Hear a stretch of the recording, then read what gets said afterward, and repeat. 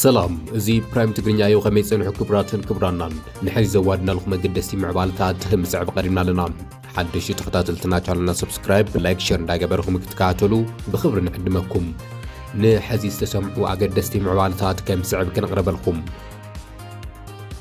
جنرال تادس ورده نايته ጌታቸው ረዳ ምላሽ ይብሎም አይተ ጌታቸው ረዳ አብ ከባቢ ጸለምቲ ተፈጥሮ ብዛዕባ ዝነበረ ግጭት ደው ነብሎን ምባልን አብ ጀነራል ታደሰ ወረደ ደውይሉ ከም ዝነበረ አብ ዝሃቦ ቃለ መሕተት ከም ዝዛረበ ይዝከርዩ ፕሬዝዳንት ግዛው ምሕደር ትግራይ ጀነራል ታደሰ ወረደ ነዚ ምላሽ ይብሎም አይተ ጌታቸው ረዳ በሐቅዶ በሐሶት ለጀነራል ታደሰ ወረደ ደውይሉ ነይሩ ዲዩ ምላሽ ጀነራል ታደሰ ወረደ እንታይ ነይሩ አብ ዝርዝር ክነስምዑኩም ኢና አንጻር ወራር ፌደራል ተሰልፎም ታሪክ ሰርሑ ነበር አዘዝቲ ሰራዊት ትግራይ በሚስጥርና በአዲስ አበባ ከምዝአቶም ጽብጻኑ አይዝከርም ብዛዕባ እቶም ጀነራላት ሕዝውን አዘራራቢ ምዕባለታት ምስምዖም ቀጽሎም አሎም እቶም አዘዝቲ ናብ ኃይል ሰላም ትግራይ ቲፒኤፍ ተጸምቢሮም ዲዮም ዝብል ጭቡጥ ሓበሬታ ድማ ክንነግረኩም ኢና እዚ ከምዚሉና ሃለወ ኣብ ልዕሊ ሰለስተ ጀነራላት እውን ማዕቀብ ተነቢሩሎም ብዛዕባ እዚ እውን እንነግረኩም ሓበሬታ ኣሎ أمريكان إسرائيل عب لعلي إيران استوارد متقعتين مكاد عب تتنقق مهلاون زفلت خويلو ترامب دما عب لعلي إيران متقعتين مفزام معال تقوري صلام بركز زبلا زمناوي جتات أمريكاون ناب إيران ناتسقعين زلوام إزي فتت النحية لأبز خدلو زل أوان دما روسيا حدش متنقطاو زيالام روسيا بزعباتي وطري أمريكان إيران زبلتو أكاديتنا ناباهم بزرزر كقربيهم كبرانن نايزيوم زرزر معبالتات حزي كنكافلكم نعم سعابنا تام መንግስቲ ፌደራል ኣብ ልዕሊ ትግራይ ዝኣወጀው ኩናት በመከላኸል ታሪክ ዝሰርሑ ጀጋኑ ኣዘዝቲ ሰራዊት ትግራይ ናብ ብልጽግና ኢዶም ሃቦም ኣዘራራቢ ኮይኑ ይቕጽል እዩ ዘሎ እቶም ጀነራላት ናብ ኣዲስ ኣበባ ብምስጢር ምውጾም ዝዒቡ ኣብ ትግራይ ዓብዪ ጥርጣረ ፈጢሩ እዩ ዘሎ እቶም ጀነራላት ናብ ኣዲስ ኣበባ ድሕሪ ምኻዶም ምስ ኣመራርሓ እቲ ኣብ ሓራ መሬት ዘሎ ዕጡቕ ከም ዝተራኸቡ እውን ተፈሊጡሎም ጀነራል ጉዕሽ ገብረ ሓዊሱ ጀነራል ከበደ ፈቃዱን ኮነሬል ንጉስ ወልደ ገብርኤል ናብ ኣዲስ ኣበባ ድሕሪ ምኻዶም ምስቶም ተጋሩ ዕጡቓት ብልጽግና እዮም ተባሂሎም ዝውቀሱ ዘለዉ በዓለ ጀነራል ወዳንጥሩ ተስፋይ ንጉስን ከም ዝተራኸቡ ዘቃልሕ ስእሊ ኣብ ማሕበራዊ ሚድያታት ተዘርጊሑ ዘሎ እቶም ነበር ኣዘዝቲ TDF ናብቲ ብሽም ሓራ መሬት ዝፍለጥ ሰራዊት ብዛዕባ ምጽንባሮምን ዘይምጽንባሮምን ዝተባሃለ ነገር የለን እዩ ንቐጻሊ ዝህሎም ኣሰላልፋ ይኹን ኣካይዳ ዝምልከት እውን ዝተባሃለ ነገር የለን ጀነራል ታደሰ ወረደ ንአይተ ጌታቸው ረዳ ምላሽ ይብሎም አይተ ጌታቸው ረዳ ኣብ ከባቢ ጸለምቲ ተፈጥሮ ብዛዕባ ዝነበረ ግጭት ደው ነብሎን ምባልን ኣብ ጀነራል ታደሰ ወረደ ደውይሉ ከም ዝነበረ ኣብ ዝሃቦ ቃለ መሕተት ከም ዝዛረበ ይዝከር እዩ ፕሬዝዳንት ግዛው ምሕደር ትግራይ ጀነራል ታደሰ ወረደ ነዚ ምላሽ ይብሎም አይተ ጌታቸው ረዳ ኣብ ከባቢ ጸለምቲ ተፈጥሮ ብዛዕባ ዝነበረ ግጭት ምፍታሕ ናብ ጀነራል ታደሰ ወረደ ደውይለ ነይረ ክብል ተዛሪቦ እምባሩ ይዝከር እዩ አይተ ጌታቸው ረዳ በአፍሪካ ሕብረት ምስ ከም በዓል አባሳንጆ ድሕሪ ዝገበሮ ንሕወሓት ዘግደለ ሚስጥራዊ ዘተ ናብ ሚድያ ተቐልቂሉ ብርክት ዝበሉ ጉዳያት አልዒሉ ምዝራቡ ዝዘንጋዕ ኣይኮነን እዮም ኣብቲ ዘረባ እውን ብዛዕባ እቲ ኣብ ጸለምቲ ዝነበረ ኩነታት እንትዛረብ ንጀነራል ታደሰ ወረደ ደውይሉ ከም ዝነበረ ተዛሪቡ እዩ ዋላ እኳ እቲ ግጭት ኣብ ጥሪ 26 ዝተጀመረ እንትኸውን አይተ ጌታቸው ረዳ ግን ናብ ጀነራል ታደሰ ወረደ ኣብ ጥሪ 27 ኣቆጣፅራ ኣውሮፓያን ከም ዝደወለ እዩ ተዛሪቡ አይተ ጌታቸው ረዳ ኣብ ዝሃቦ መብርሂ ወሲኹ ብሰሉስ ጥሪ 27 ናብ ጀነራል ታደሰ ወረደ ብምድዋል እቲ ኩናት ጠጠው ንኽብልን ምስ ሸውዓተ ኣምባሳደራት ክዘራረብ ከም ጸንሐ ከም ዝሓበረሉ ድማ ምስ TBS TV ኣብ ዝተባሃለ ሚድያ ዝገበሮ ቃለ መሕተት እዩ ተዛሪቡ ነይሩ እዚ ኩናት እዚ ብዘይፍልጠትካ ዝካየድ ዘሎ እንተኮይኑ ንዓብ ሓባር ደው ነብሎ ኢለዩ ነይረ ክብል አይተ ጌታቸው ረዳ ወሲኹ ተዛሪቡ እዩ እዚ ዘረባ እዚ ሓቂ ዲ ሓሶት ዝብል ተወሳኺ መብርሂ ቅድሚ ምስማዕና እቲ ናይ አይተ ጌታቸው ረዳ ዘረባ እንታይ ነይሩ ታደሰ ደውይሉ ሰሉስ ታደሰ ዘይትፈልጦ ተኮይኑ ብሓደ ኮይና ደው ነብሎ أنا شوعت هاجرات أمباسادرات تسوينا هم زعينه نجارات له حزب تجري أنا وخالي جيت كأتوز خلوا العدل فتر له يفولت يوم توم أمباسادرات دار جاي نبرو من هنا إنجليز هايني وأكسعروا كم زخوا لي أمز أمنوا يلو مالت حساب تأيو وسف هنبات راخينا سلمت فيدرال تكوس أي تسبنا نيرنا حدثه مساي وقعوا تمريس اخذوا لك إلني طفي سلكي من العلاوي توم امباسادر هنزوركم دولوا بليس دون بلو ناو خالي قجت كيناتو بس بحد جميرهم تسمع 4-5 معلتي اما يتات مناسي مستوده حنت انش كنقاسقسو يخالو حنت انش not because تግራይ ስለዘይ ዋጋ because they did as they do ነገር ይመጥየም በሰላም ክንውድኦ ነገር ዘይንፍትን ክሳብ መጨረሻ ንጸመም እንደው ካብ መናእሰይ ክነወድእ ሲ ዋላ ዓመት ንጽናሕ ታደሰ አጽቂጡ ግን ይፈልጦ እዩ ይፈልጥ እዩ ትውሳነ አብራራ መዓልቲ ናብ ጠቅላይ ሚኒስትር ደውሉ ለማ ደውሉ አነ ይፈልጦን ዝግጭት ክልዓል ገለ አይፈልጦን ኢሉ እሞ ይፈልጦን ኢልካ ግለጽ ኢልዎ መግለጽ አይፈልጦን ኣብ ዘይፈልጦ ካልኦት እዮም ገይሮሞ ዝብል ኣነ ብታ ዓቕመይ ዝፈቐደት ለይታ እገረ ፕሊስ መግለጽ እናውፃና ከይነጓሃሮ ምክንያቱ ፌደራል መግለጺ ተጠቅዐ ተውፅኡ ፕሬሸር ይክፍጠር መልስ ሃብ ይክበሃል ስለዚ አትሊስትስ ዲስካሌት ንገብረሉ መንገዲ ዘይኸድና የለን ዘይረአናዮ ኣምባሳደር የለን ፕሊስ ፀጥ ገርኩምስ ሓደ ነገር ገበሩ ሓደ ረብዓይ መዓልቲ ወፅኡ ታይሉ ቃል ኣትዩ ግን ጠቅላይ ሚኒስትር ኣነ የለኹላን ኢሉ ኣትዩ ከይዱ ግን ዝትኩሶ መሰለናን እቲ ናይ ተፈናቀልቲ ጉዳዩ ተረሲዑ ስለ ዝነበረ እንተ ዓለም መበራበር ክኾነና መበራበር ጀነራል ታደሰ ወረደ ረኺበዮ ብዝበሉ ሓበሬታ መሰረት ጀነራል ታደሰ ወረደ እቲ ደወል ከም ዘይነበረ ኣረጋጊጾምለይ ኢሉሎም ጀነራል ታደሰ ወረደ ናብዚ ሓድሽ ናይ ፕሬዝደንትነት ስልጣን ካብ ዝመጽእ ጀሚሩ ምስ ኣይተ ጌታቸው ረዳ ሓንቲ መዓልቲ እኳ ብቴሌፎን ተዘራሪቡ ከም ዘይፈልጥ ገሊጹሎ እዩ ክብል እዩ ገሊጹ ዘሎ ዳዊት እንደዚህ ተባብለዋል ወይ ከማለታችን በፊት ተገናኝተው ያውቃሉ ወይ? ለምሳሌ ጀነራል ታደሰ ወደ ፕሬዝደንትነት ከመጡ በኋላ ጀነራል ታደሰና አቶ ጌታቸው ስንት ጊዜ ተገናኝተዋል? በምን ምክንያት ተገናኝተዋል? ተገናኝተውስ ምን ተባባሉ?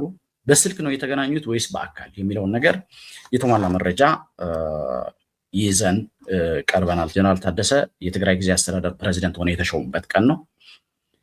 ያኔ ተጨባብጠው የርክክብ ስነ ስርዓት ከፈጸሙ በኋላ ቤተ መንግስት እስከዚች ደቂቃ ድረስ 3 ጊዜ በአካል ተገናኝተዋል ጀነራል ታደሰና አቶ ጌታቸው። የመጀመሪያው ሰኔ አጋማሽ ላይ ነው የተገናኙት። እንግዲህ መጋቢት 30 2017 ተገናኝተው የርክክብ ስነ ስርዓት ከፈጸሙ በኋላ ለመጀመሪያ ጊዜ በአካል የተገናኙት ሰኔ አጋማሽ ላይ ነው። ሰኔ አጋማሽ አቶ ጌታቸው ረዳ ወደ ሁመራ አቅንተው ነበር። ለመጀመሪያ ጊዜ ሲሄዱ ማለት ነው። ሁለቴ ነው የሄዱት ወደ ሁመራ እንደምታስታውሱት። በቅርቡም ሄደው ነበር የዛሬ ወር አካባቢ ከአምባሳደር ማሲንጋ ጋር ከአሜሪካ አምባሳደር ጋር። ስለዚህ ይሄኛው ግን እኔ የምጠቅሰው የሰኔ ወር ሰኔ አጋማሽ ላይ 2017 አቶ ጌታቸው ወደ ሁመራ ሄደው ከአቶ አረጋ ከበደና ከዛ አካባቢ አስተዳዳሪዎች ከአቶ አሸተ ደምለውና ከኮሎኔል ደመቀ ዘውዱ ጋር ተወያይተው ወደ አዲስ አበባ ከተመለሱ በኋላ በዶክተር አብርሃም በላይ አማካኝነት በተፈናቃይ መመለስ ጉዳይ ላይ እንዲወያዩ ጥያቄ ቀርቦላቸው ዶክተር አብርሃም በላይ በነገራችን ላይ ዶክተር አብርሃም በላይ የትግራይን ጉዳይ የበላይ ጠባቂ ናቸው። በበላይነት የትግራይን ጉዳይ የሚመለከቱ ኃላፊ ናቸው። በሳቸው ፋሲሊቴተርነት አገናኟቸው፣ ተወያዩ አሏቸው። ስለዚህ በተፈናቃይ ጉዳይ ላይ አወሩ። ማለት በምን ጉዳይ ላይም ጭምር እንዳወሩ በጣም ወሳኝ ስለሆነ ነው በኋላ ለምናቀርበው ነገር። ስለዚህ ለመጀመሪያ ጊዜ ጀነራል ታደሰ ወደ ኃላፊነት ከመጡ በኋላ ከአቶ ጌታቸው ጋር በአካል የተገናኙት ሰኔ አጋማሽ ላይ ነው ማለት ነው። ከዛ በኋላ መስከረም ወር መጀመሪያ ላይ ለሁለተኛ ጊዜ የሚገናኙበት አጋጣሚ ተፈጠረ። ይህ አጋጣሚ ተፈላልገው አይደለም የተገናኙት፣ ለቅሶ ላይ ነው የተገናኙት። ወይዘሮ አዜብ መስፍን የቀድሞ ቀዳማዊት እመቤት እናታቸው አርፈው ነበር፣ እማሆይ ቆንጂት ቆላ እና ለቅሶ ለመድረስ የተለያዩ ሰዎች ወደ ወይዘሮ አዜብ መኖሪያ ቤት ሄደው ነበር። ከነዚህ ለቅሶ ለመድረስ ወደዛ ከሄዱት ውስጥ ጀነራል ታደሰና አቶ ጌታቸው ይገኙበታል። ስለዚህ ጀነራል ታደሰ ለቅሶ ሊደርሱ ወይዘሮ አዜብ ቤት ሲሄዱ አቶ ጌታቸው እዛ አገኟቸው፣ ሰላም ተባባሉ። እንደውም ወይዘሮ አዜብ ትንሽ ቀለዱባቸው። እናንተ አሁንም እንደተኮራረፋችሁ ነው እንደተነጋገሩ እንጂ ምናምን አሏቸው። ከዛ በኋላ ለሁለተኛ ጊዜ የተገናኙት እዛ ጋር ነው ማለት ምን ቃላት እንደተለዋወጡም ጭምር በጣም ወሳኝ ስለሆነ ነው። ለሶስተኛ ጊዜ የተገናኙት ከአቶ ጌታቸው ጋር በአካል የገና ዋዜማ ከአንድ ወር ከ20 ቀን በፊት እንደምታስታውሱት የበርካታ ሚዲያ ርዕስ ሆኖ ነበር። አቶ ጌታቸው 3 የካቢኔ አባላትን ይዘው ወደ አዲስ አበባ አምርተው ነበር። ጀነራል ታደሰ፣ ምክትላቸው አቶ አማኑኤል አሰፋ፣ አቶ ተክላይ ገብረመድህን እንዲሁም ደግሞ የፋይናንስ ቢሮ ኃላፊዋ ወይዘሮ ምህረት ጋር ሆነው ወደ አዲስ አበባ አቅንተው ነበር። እንደምታስታውሱት ጀነራል ማነው ጠቅላይ ሚኒስትሩ ጋር ተወያይተዋል። ከተለያዩ የባንክ ኃላፊዎች ጋር ተገናኝተዋል። በወቅቱ እኛም ዘግበነዋል። ያኔ ሸራተን ሎቢ ላይ ድንገት ተገናኝተዋል ጀነራል ታደሰና አቶ ጌታቸው። ልክ ሲገናኙ ሰላም ተባብለው ተቀላልደው ነው የተላለፉት። እንግዲህ አቶ ጌታቸው ረዳና ጀነራል ታደሰ ወረደ በአካል የተገናኙት በዚህ አንድ ዓመት ውስጥ 3 ጊዜ ነው። አሁን በጠቀስኩላቸው አጋጣሚ ብቻ ነው የተገናኙት። ከዛ ውጪ አሁን በቅርቡ የተጠቀሰው ጀነራል ታደሰ አሁን በትርጉም ያቀረብኩላችሁ በእርግጥ ተደዋውላችኋል ወይ የሚል ጥያቄ አቅርቤያለሁ። እንዳልተደዋወሉ ተገልጾልኛል። በምንም ተአምር እንዳልተደዋወሉ ብቻ ሳይሆን በስልክም እንዳልተገናኙ ማለት ጀነራል ታደሰ ወደ ኃላፊነት ከመጡ ወዲህ እስከ ዛሬዋ ቀን ድረስ የስልክ ግንኙነት እንዳላደረጉ አሁን ቅድም የጠቀስኩላችሁ 3 አጋጣሚዎች በአካል የተገናኙባቸው አጋጣሚዎች ናቸው። የመጀመሪያ በተፈናቃይ ጉዳይ ላይ በዶክተር አብርሃም በላይ ያገናኟቸው። ከዛ ቀጥሎ ወይዘሮ አዜብ ለቅሶ ላይ ተገናኙ። ሶስተኛ ደግሞ ሸራተን የዛሬ ወር 20 ቀን አጋጣሚ ተገናኙ። ኮሪደር ላይ አጋጣሚ ሲገናኙ ሸራተን ላይ እዚህ ነው እንዲ ያለው አሏቸው ጀነራል ታደሰ። አቶ ጌታቸው አዎ እዚህ ነው ያለሁት፣ ታድሶ ስላላለቀ ቤቴ ያው ለጊዜው ለጥቂት ሳምንታት አሁንም እዚህ መቆየት አይቀርም ብለው አሏቸው። ኢቭን ኮንቨርሴሽኑ ማተር ስለሚያደርግ ነው። ይሄ ያን የተለዋወጧቸው ኮንቨርሴሽኖች ማተር ስለሚያደርጉ ነው። ነገር ግን ከዚህ ከጸለምቲ ጦርነት ጋር ተያይዞ ደውያለው የሚሉት አቶ ጌታቸው በጀነራል ታደሰ በኩል ትክክል እንዳልሆነ ለአውራምባ ታይምስ ተገልጾልን ንሱ ከም ዝገልጾ ኣይተ ጌታቸው ረዳ እዚ ናይ ሓሶት ትረኻ ዘቕረበሉ ዘሎ ምክንያት ኣብ ልዕሊ ጀነራል ታደሰ ወረደ ጌጋ ርድኢት ንምፍጣርን ጀነራል ታደሰ ወረደ ምስቶም ብመንግስቲ ፌደራል ዝኽሰሱ ዘለዉ ሓይልታት ሕወሓት ንምትእሳር ዝዓለመ ፖለቲካዊ ሽርሒ ምዃኑ እውን ይገልጽ እዩ። እዚ ፍጻመ እዚ ድማ እቲ ኣብ መንጎ ውሽጣዊ ኣመራርሓ ትግራይ ዘሎ መስሓብን ንሕንሕ ስልጣን ኣዝዩ ዘግዝፍ ምዃኑ ይግለጽ እዩ ዘሎ። ጀነራል ታደሰ ወረደ ነዚ ሓሶት ኢሉ ዝገለጾ መግለፂ ኣይተ ጌታቸው ረዳ ትካላት መንግስቲ ፌደራልን ስልያን ከጽርሉ ከም ዝሓተተ እውን ዳዊት ወሲኹ ይገልጽ እዩ። ነዚ ሲዕቡ ድማ ኣይተ ጌታቸው ረዳ ድሒሩ ናይ ጽሑፍ መርትዖ ኣለኒ ኢሉ ተቐልቂሉ ኣሎ። ጌታቸው ረዳ ነዚ ናይ ዳዊት መደብ ሲዕቡ እቲ ናብ ጀነራል ታደሰ ወረደ ዝደወለሉ መርትዖ ናብ ማሕበራዊ ሚድያ ኣቃሊዕዎ ኣሎ። እቲ ብዋትስኣፕ ከም ዝተደዋወሉ ዘመላኽት መርትዖ ኣይተ ጌታቸው ረዳ ብጀነራል ታደሰ ወረደ ደው ኢሉ ከም ዝነበረ ዘመላኽት እዩ። ብተወሳኺ እውን ናይ ጽሑፍ መልእኽቲ ከም ዝተላእኸሉ ዘመላኽት ሓበሬታ እዩ ኣይተ ጌታቸው ረዳ ዘርጊሑ ዘሎ። ሕጋዊ ፍቃድ ዘለዎም ጋዜጠኛታት ናብ ትግራይ ከይገሹ ብፌደራል ተኣጊዶም ከም ዘለዉ ግልጋሎት ዜና ፈረንሳይ ኤፍፒ ገሊጹ ኣሎ። ኣብ ኢትዮጵያ ሕጋዊ ፍቃድ ዘለዎ ወኪል ጋዜጠኛ ግልጋሎት ዜና ፈረንሳይ ኣጃንስ ፍራንስ ፕሬስ ኤኤፍፒ ኣብ ትግራይ ኣትዩ ክጽብጽብ ንዝሓዞ መደብ ጉዕዞ ብመንግስቲ ፌደራል ከም ዝተኸልኸለ እዩ እቲ ትካል ጸብጺቡ ዘላ። እቲ ጋዜጠኛ ናብ ሽረ እንዳስላሴ ንምኻድ ናብ መንገዲ ኣየር ኣብ ዝኣተወሉ ካብ ሚኒስተር ጉዳያት ወጻኢ ኢትዮጵያ ፍቃድ የብልኻን ብምባል ጉዕዞ ክስረት ከም ዝተገበረ ንማዕኸል ዜና ፈረንሳይ ብምጥቃስ ኣዲስ ስታንዳርድ ጸብጺቡሎም። ኣብ መዕረፎ ነፈርቲ ኣዲስ ኣበባ ዝርከቡ ኣባላት ድሕነት ንምንታይ ተባሂሎም እንትሕተቱ እዚ መምርሒ እዚ ካብ ትማል ወይ ድማ ካብ ሎሚ ጀሚሩ ተግባራዊ ዝግበር ዘሎ ትእዛዝ ክብሉ ምላሽ ከም ዝሃቡ ድማ ይሕብር እቲ ጸብጻብ። ጉጅለ ደቡብ ኣልቦ ጋዜጠኛታት ሕጋዊ ፍቃድ ንዘለዎ ወኪል ኤኤፍፒ መንግስቲ ኢትዮጵያ ዝኸልኸሉ ኣግባብ ምጥሓስ መሰል ምርካብ ሓበሬታ ብምባል ገሊጹ እዩ። ቀደም ክብል እውን ንሰለስተ ኣብዚ ሃገር ዝርከቡ ስራሕ ዝሰርሑ ዘለዉ ጋዜጠኛታት ሮይተርስ ፍቃድ ስርሖም ክሕደሰሎም ከም ዘይከኣለ 5 ጋዜጠኛታት ኣብ ቀይዲ ከም ዘለዉ ካልኦት 2 ወኪል ደቸ ቬለ እውን ስርሖም ከም ዝተሰረዘ ብምግላጽ ኩነታት ዓውደ ሚድያ እዚ ሃገር ናብ ኣዝዩ ዝተሓስብ ብርኪ በፂሑ ከም ዘሎ ድማ ጸብጻባት የመላኽቱ እዮም። ኣሜሪካ ኣብ ልዕሊ 3 ኣዘዝቲ ሰራዊት እገዳ ከም ዘንበረት ተገሊጹሎም። ኣሜሪካ ኣብ ልዕሊ 3 ኣዘዝቲ ሓይልታት RSF ሱዳን ተድር እገዳ ከም ዘንበረት እዩ ዝተገለጸ። መንግስቲ ኣሜሪካ ብስንክቲ ኣብ ኣልፋሽር ዝፈጸምዎ ስርዓታዊ ጀምላዊ ቅትለትን ግፍዕን ኣብ ልዕሊ 3 ላዕለዎት ኣዘዝቲ ትዕጦ ጉጅለ ሓይልታት RSF ሱዳን ቁጠባዊ እገዳ ከም ዘንበረ ገሊጹሎም። ከተማ ኣልፋሽር ን18 ኣዋርሕ ብሓይልታት RSF ተኸይባ ድሕሪ ምጽናዕ ኣብ ወርሒ ጥቅምቲ 2025 ኣቋፅር ኣውሮፓውያን ኣብ ትሕቲ ቁፅር እቲ ጉጅለ ከም ዝወደቐ ዝዝከር ኮይኑ እዚ ቅትለት ድማ ዓለም ብዓለማ እግዚኦ ኣቢሉ ነይሩ እዩ። ሚኒስተር ገንዘብ ኣሜሪካ ኣብ ዘውፅኦ መግለፂ እቲ ጉጅለ እታ ከተማ ምስ ተቆፃፀረ ኣዝዩ ዘሰንብድ ዝበሉ ናይ ዓሌታዊ ፅንተት፣ ስቃይ፣ ጥሜትን ፆታዊ ዓመፅን ከም ዝፈፀመ ከሲስዎ እዩ። እቲ እልቂት ክሳብ ሕዚ ንዝኾነ ህይወቱ ዝድሓነ ዜጋ ከይተረፈ ጉድኣት ዘውረደ ከም ዝኾነ እውን ኣሜሪካ ገሊፃ ኣላ።